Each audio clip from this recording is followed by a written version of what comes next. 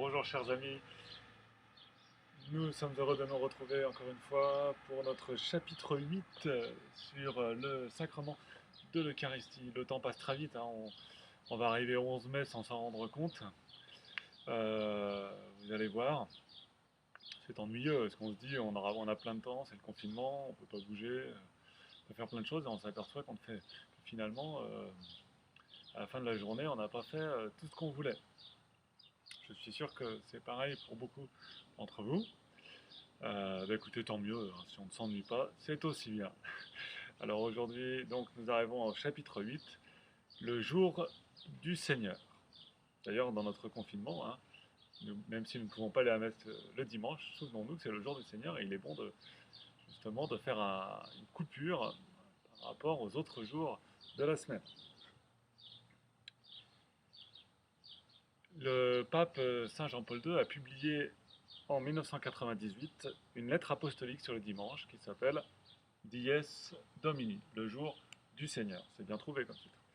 Nous nous arrêterons justement sur quelques aspects essentiels de son enseignement. La Bible raconte la création du monde en 6 jours, et il se reposa le 7e jour de toute son œuvre qu'il avait faite, nous dit le livre de la Genèse.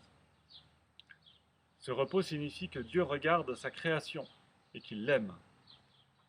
Il fait de ce dernier jour celui où l'homme et son Créateur se tournent l'un vers l'autre. Dieu sanctifie ce jour, il le sépare des autres, en fait un jour sacré, le jour du Seigneur. Plus tard, Dieu rappellera à son peuple le devoir de respecter le sabbat. Tu sanctifieras le jour du Seigneur, c'est le 3e commandement.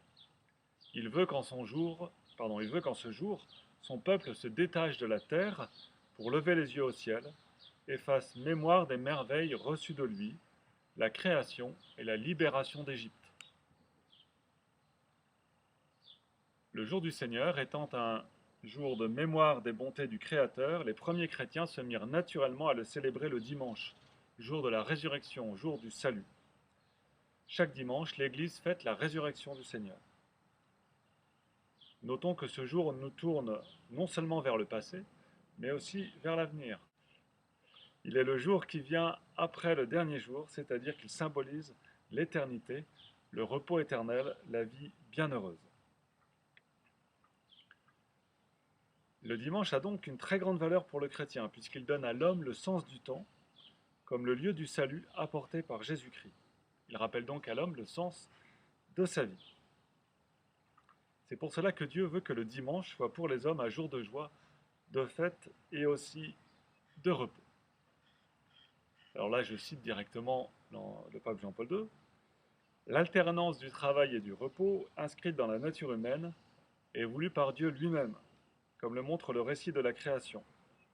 Le repos est chose sacrée, puisqu'il permet à l'homme de se soustraire au cycle des tâches terrestres, qui est parfois bien trop absorbant, et de reprendre conscience du fait que tout est l'œuvre de Dieu. Fin de citation. L'Église a donc toujours défendu le repos dominical comme un droit du travailleur, un droit de l'homme, et comme une nécessité spirituelle. Les choses matérielles pour lesquelles nous nous agitons laissent place alors aux valeurs de l'esprit.